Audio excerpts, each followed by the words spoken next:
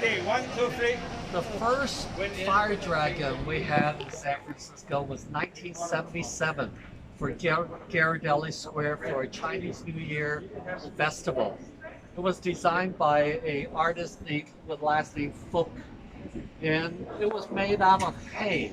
So right before we were to do it, we had to get it to be flame proof because they were concerned it would catch on fire. But this way, the way it's done this way, you don't have to worry about that. So I had a Con Chin who came in to fireproof it. He became a fire marshal here for San Francisco. Then we did a second fire dragon or incense dragon about 10 years ago for the Chinese New Year parade. It was in the parade itself. But these are so difficult because you have to change incense in the middle. The incense will last maybe 20 minutes, half an hour. And so the parade was about an hour and a half, 2 hours. So you're constantly putting them in and getting yourself burned. But the first time I saw one was at the Tai Han district in Hong Kong for the Mid-Autumn Festival.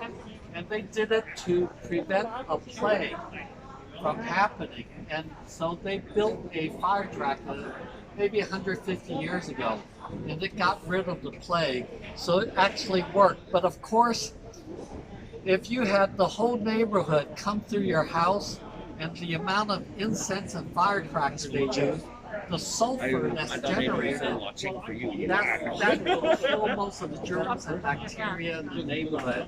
And with the firecracker, you scare away all the rats and all the cockroaches. So they actually work. But for the Chinese, these are ceremonies, these are rituals. Most people don't believe it. We say them. We say this is to bring public celebration, public hope and aspiration for a better community, to get rid of the pandemic. But it's just a public community hope. But when the community get together to do something like this, it really brings the community together. That's the whole key, is to bring the community together. And this is exactly what you're doing with this. It's very special to see this. This is done so pretty and so traditional, with the teeth, the eyes and the horns. This is very traditional. And for the Chinese, a dragon represents the most powerful animal because it's comprised of the best part of all the animals. So this represents the power of diversity, which is what we want in America, that if we borrow the best from all the culture, then we will have the most powerful culture if we borrow from them all. And that's what really the dragon represents. And this group art, you need a whole group of people to perform it. No matter how strong, how good you are, you can't do this on your own. So it represents the total community getting together to make something work, something that's very auspicious for the whole community. Thank you. Hey! Wow, that's a lot. Thank you. Are you doing the ceremony today? You go do the Tao ceremony?